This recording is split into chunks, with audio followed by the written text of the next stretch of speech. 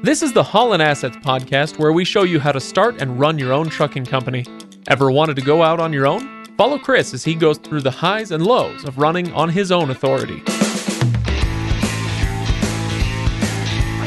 Hey everybody, welcome to the Haulin Assets podcast. This is episode number 58. I am Craig, your host, and Chris? I'm the other guy. You're the other guy. You're the host, I'm the other guy. That's right, yeah. The nice thing about being a host, it's like watching Jimmy Fallon or something. Jimmy Fallon doesn't have to know anything about anything.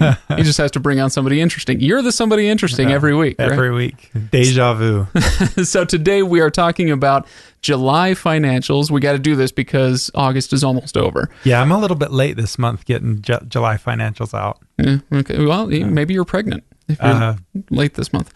Yeah, it could be. Okay, so so today we're talking about July financials. We're going to go over a few of those numbers. Now, it's not a very complex month from the brief glance that I've had at it. And so afterwards, we're also going to talk a little bit about some accounting principles that people will find useful, I think. Even if it's just, we're not going to deep dive into any accounting stuff, but just giving a little bit of exposure to what these accounting principles are will help potential and current owners. Right, Chris? Absolutely. Yep. Okay. All right. Very good. So before we get started, just a reminder, go to haulinassetsllc.com for show notes and comments and all that wonderful stuff for this episode, for past episodes, but especially for these financials episodes. If you're listening in the truck or if you're not able to get to a computer, then I hope you come back to this episode when you have a chance to go to Haulin Assets LLC and pull up the spreadsheets, the P&L, that we're going to be talking about here in this episode. Yeah, it's all going to be there. And for those of you who have already gone back and looked at the show notes from the last episode, the last financial episode we did with the June financials, I had forgot to post the spreadsheets on it. Naughty me. Yeah. Well, they're there now. So if you went back and you looked at them at one point and didn't see them and wondering what the heck I had going on, they're there now. You can go look at them. I make promises to these people, You Chris. do, yeah. And I fall short. Just ask my wife. I fall short in a lot of different things. You guys can have a little commiseration session. There you go. Yeah. All right. So does your wife sew, by the way? She doesn't. She knits a little bit. Okay. Yeah. I cross stitch. So have you ever heard of a stitch and bitch? No, but I bet you I know exactly where that's going. Yeah. So yeah, we can have a stitch and bitch. Okay. So July financials. Oh no, shoot. We want to get there in a minute because I wanted to ask you. You've got something big coming up. You're looking into the possibility of more expansion along the lines of what we were talking about last week. We are looking a little bit more seriously at adding to our fleet. And I think there's a pretty good chance, not 100% sure that that's going to happen this year, but a pretty good chance. And just kind of with the timing of things, I think the smartest time to add a new unit to any fleet is right before the fourth quarter push when things just get kind of crazy. Rates are at the best that they are during the year. So if we're going to do it, we're probably going to do it in the next month or so.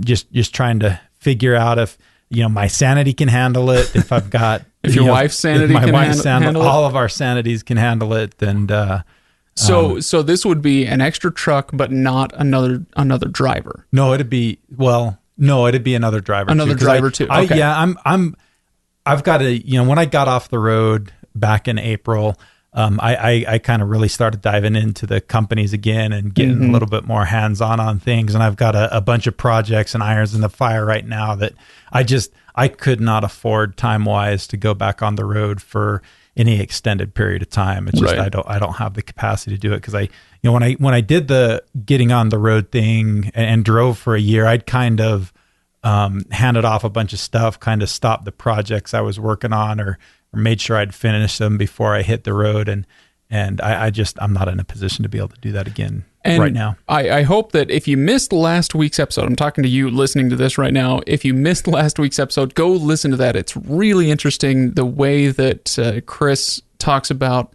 setting up a small fleet with 3 to 5 trucks and the way that Chris is going to be kind of backfilling the other driver or drivers in his company and all that stuff. It's a really cool system. So I hope you will go listen to that if you haven't yet. If you remember, though, I'm going to be a little bit of a hypocrite because I'm not going to do it exactly how I preach it, just for the reasons I wasn't going to bring it up again. Well, I try to be transparent. Sure. Do as I say, not as I do. Well, there is that. That's the philosophy by which I live in my relationship with you. Okay, so good luck to you, Chris. I hope you find a second truck and a second driver. I hope it goes well, and keep us apprised of that situation. We certainly will. Now, July financials. How has the summer been going? Because you know what? COVID is this thing that's here to stay. Things have been a little bit up in the air for a few months. How did July go? July went better than June. Oh, good. Which wasn't the best, but wasn't the worst. And overall, things are trending in the right direction. July was better than June. The thing that was really the most important, it was better in net income, but more important than that, for the long-term thing, my all-in rate per mile was better. And, like we said, kind of near the beginning of this episode, we're quite a ways through August at this point, launching this financials episode a little later in the month than we normally do.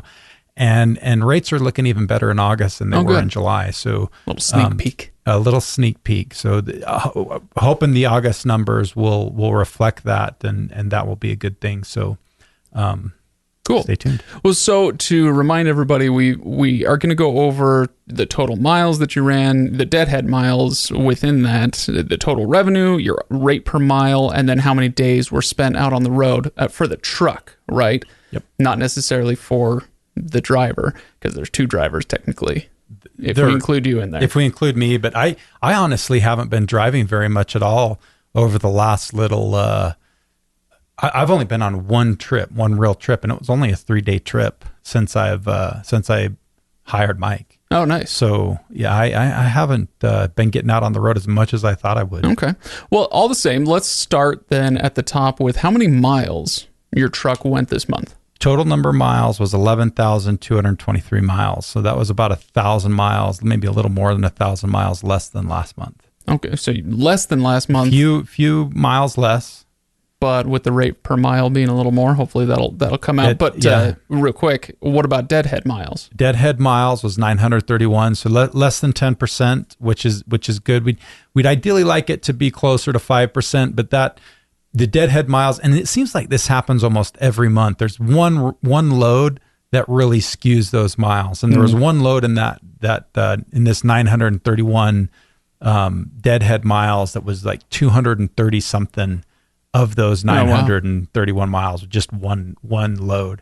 And again, it was one of those loads that it made it worth it to do those extra Deadhead miles. And so we don't really feel too bad about it. So is that something you can work with your dispatcher on and say, look, last month it was just way too high on the Deadhead. You got to find us stuff closer in or whatever. Do you have any control over that, or can you ask for better performance on that, or is that just kind of you get what you... Sometimes it just is what it is. You do have control over it. You ultimately have a lot of control over it, because you could say, well, I'm not going to take a load that has any more than 50 miles of Deadhead, but then you may end up stuck in a place for a little bit longer than you would like to, because you're not willing to go a little bit further. And so even though you may end up getting 100 more miles of Deadhead than you would like, it oftentimes the difference between the truck moving one day versus getting stuck for a full day.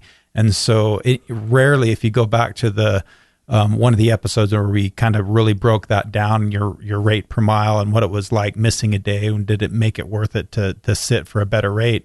It rarely does. And it's the same thing with Deadhead miles. Usually it makes more sense to go pick up a load, even if there is an extra 100 miles of Deadhead miles on it, than it does to just stay put and sit. Right. Generally speaking, moving is better than not moving. Generally speaking, it certainly is. Yeah. Okay. All right. So what did you end up with for total revenue then in July? Total revenue was $20,160.01. Don't forget that 1 cent. It's for you. It's very important. It is very important. So that was actually more than the total revenue of last month. So fewer miles, but more money. That's usually a good thing. I should say so. That's the American dream, right? That is the American dream. Work less, make American more. Trucking dream. So that gives you a rate per mile then of what? $1.66. What was it last month? $1.56. Oh, okay. So, all right. So that's not a bad improvement. It's still not where you like to be. It's definitely not where we like to be. I mean, we we definitely need to be more closer at a minimum to that $1.85 a mile. But as you can see, as we're going to get to in just a few minutes, we were still able to make a net income. Even last month, we were able to make a net income on that $1.56, which kind of surprised me. But we still made a little bit of money this month, and I think the freight market's still on the recovery path. And there's a lot of things that are kind of going into that. The freight market is such a finicky thing because there's so many factors that really feed into that. Especially when you're talking the spot rate market, which is where if you're getting most of your loads from brokers and from load boards, most of that's the spot rate market, and that fluctuates a lot. And it all depends on how many trucks are out on the road, how much freight's being hauled, the demand for freight. And right now, even though the demand for freight is not crazy, a lot of the bigger fleets have taken trucks off the road. They've got stuff parked. And so that's actually helping the spot market. And you're kind of really starting to see that here in August. Towards the end of July, we were starting to see it more. And it's steadily and getting better and better. And hopefully it'll kind of keep going that way, at least for another couple of months, and get us back to where we need to be, which I'm pretty confident at this point that's going to happen. Well, I mean, clearly, if you're going to buy a new truck, then you must be pretty confident. Absolutely. I wouldn't buy the truck if I didn't feel like rates were going to be where they need to be. Yeah. Entrepreneurs are one thing. Business owners are notoriously conservative and gun shy, right? So you must be, believing pretty well in this next few months. I'm feeling pretty good about it. Good. All right, good. So total revenue, $20,160.01, Chris. That gives you, a profit of how much?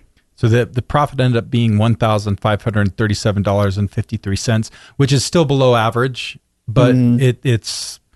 But you're taking what you can get right now. Taking what we can get right now. We're just kind of, to a certain extent, in a little bit of a survival mode, trying to get through the COVID thing as the economy continues to recover, which it seems to be doing. And how many days on the road did it take you to get that number?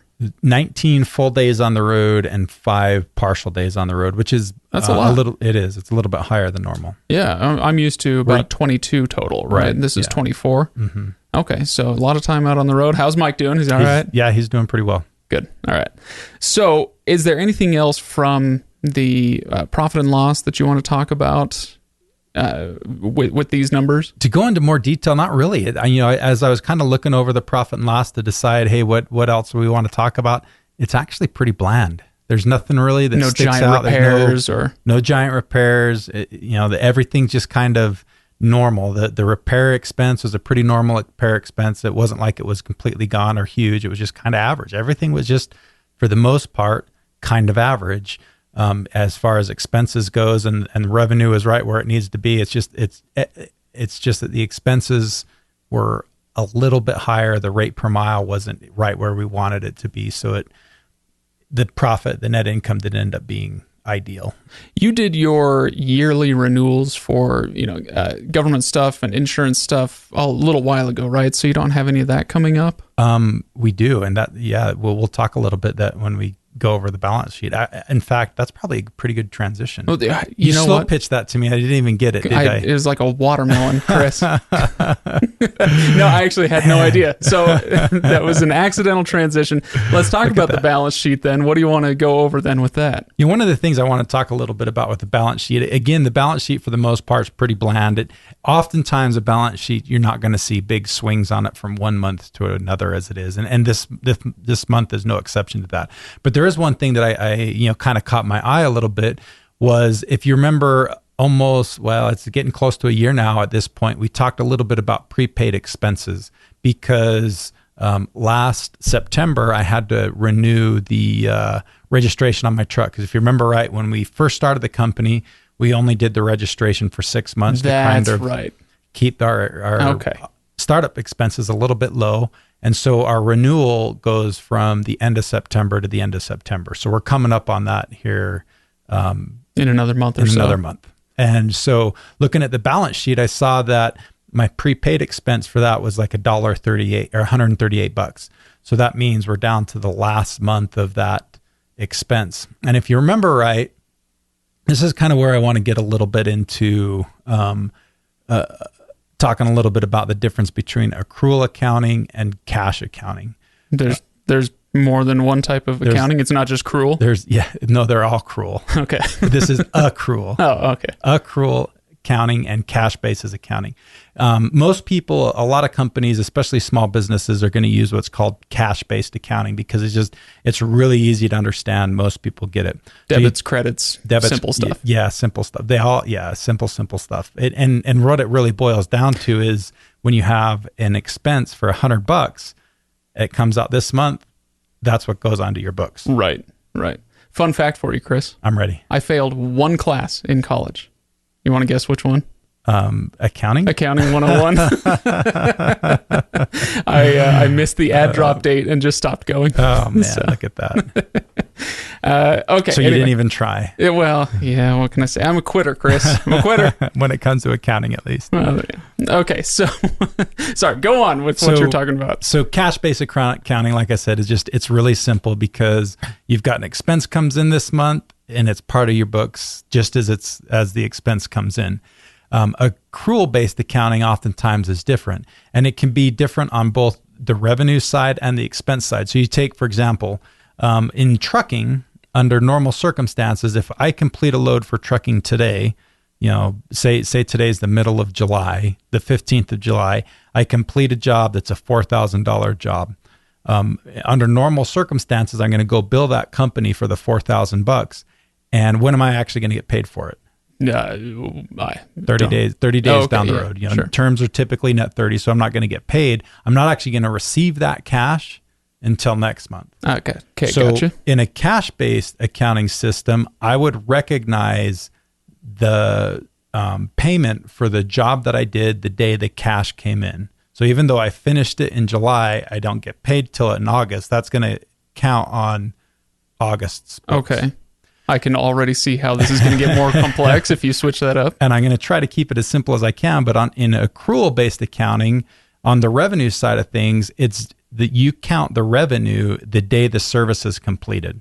So if I did the job in July for $4,000 and I finished the job in July, I'm going to count that $4,000 of income in July. Right. And instead of in August when the cash actually comes in. So what's the advantage for you then in doing it that way? In my understanding of an accounting on the revenue side of things, I don't think it makes that big of a difference. It's kind of sixes. Yeah. I think personally for me, the big difference comes on the expense side of things. Okay.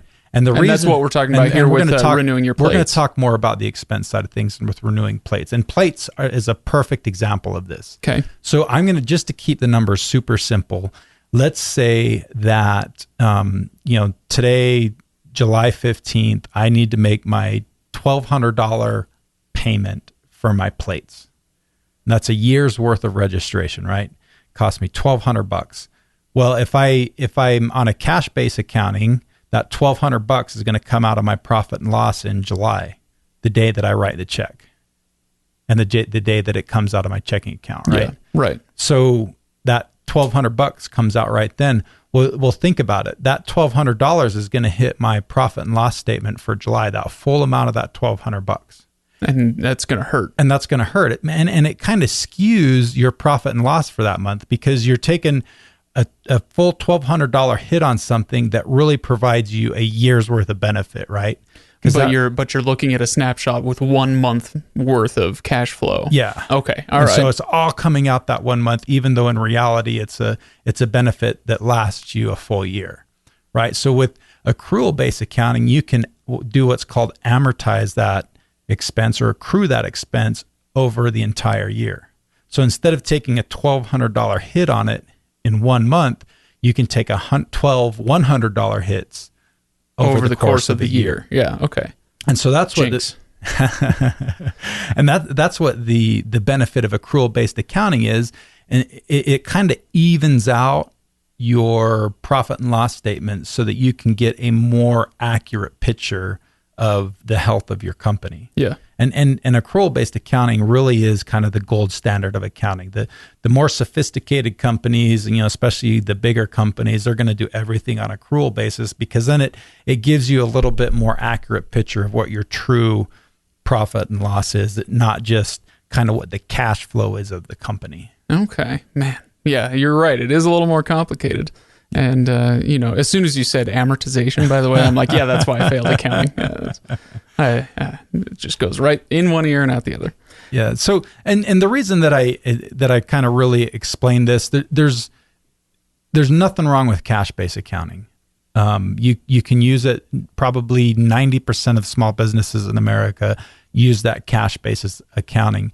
But it's one of those things that as you try to educate yourself and you try to learn and get a little bit better in business, if you can really, take that accounting 101 or grab an accounting book and learn about accounting and get it to the point where you can understand that concept really well and use that, it's going to be one of those things that helps you make better decisions, especially as you try to grow and especially as you try to get bigger, because, you're going to have a better understanding of what your cash flow is. You're going to have a better understanding of what your actual profitability of the company is, and it'll just help you make better decisions further down the road and into the future. So if I can distill what you're saying, it's for most of the people listening out there, cash-based is fine, but if you want to maybe take it to the next level, start learning about accrual accounting. That's a great way to put it.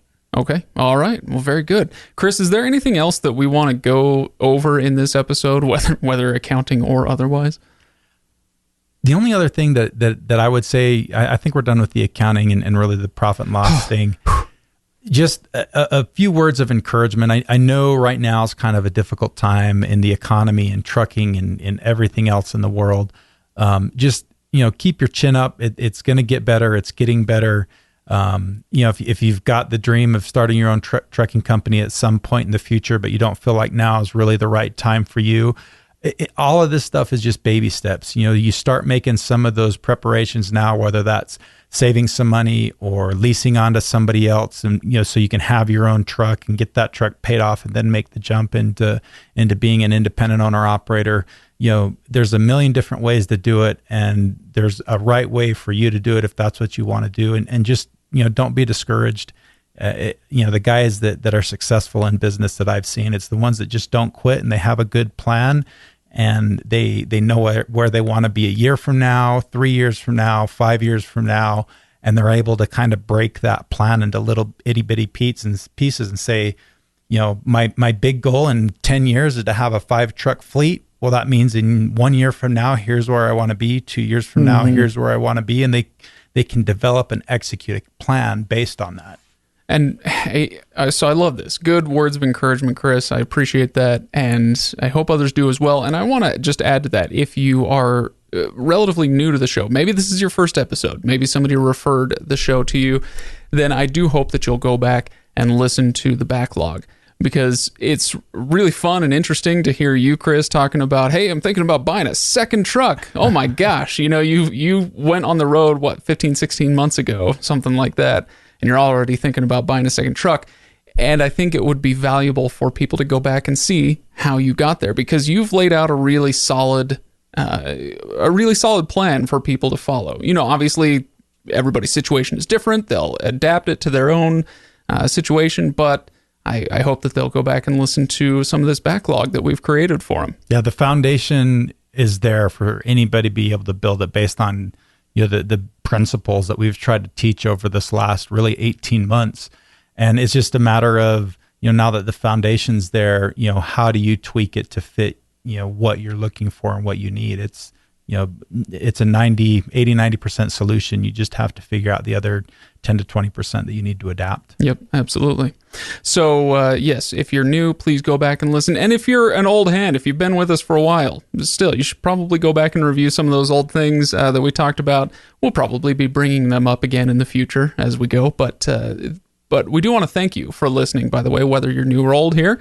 And if you do enjoy what we do, please go review the show on iTunes or whatever it's called nowadays, whatever service you use to listen to your podcast. Go give us a 5-star review if you enjoy what we do. Leave a nice comment that mentions me by name. that would be much appreciated, because we all know who the real brains behind the operation is. And the good looks. Yeah, sure. That too. All right. So HaulinAssetsLLC.com to check out full show notes for this and past episodes. Chris, parting thoughts for today? If you've already started your trucking company, make sure you have a good accounting system. Okay. It's incredibly important. It's more important than most people would think, especially if you want to go get a loan from somebody to get a second truck and third truck and to grow. You've got to have these kind of systems in place. Okay, here's my final thought. Last thing. So I run a YouTube channel for another job that I do, and knowing what to do on that YouTube channel depends almost entirely on me marinating in and constantly looking at and understanding the numbers that come in on that channel. And so I think it's probably a similar thing to what you're talking about. If you know your numbers, then you'll know your strategy, or at least you have a much better chance. I like that. That's a good way to put it. Yes, absolutely. You've got to know your numbers to be able to build that strategy and know where to go. So yeah, that's a good way to sum it up. All right. Good you go. Got in the last word. All right. You earned your pay today. There you go. All right. Thanks everybody for listening. We'll see you next time. See you later.